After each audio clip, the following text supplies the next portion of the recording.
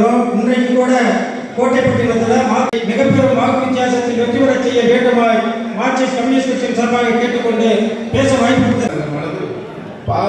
பாஜக அரசு இன்றைக்கு ஒரு மக்கள் விரோத அரசை நடத்தி கொண்டிருக்கிறது.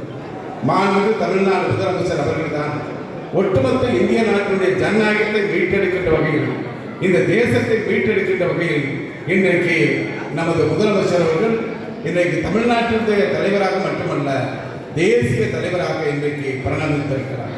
ஆக இந்த தேர்தல்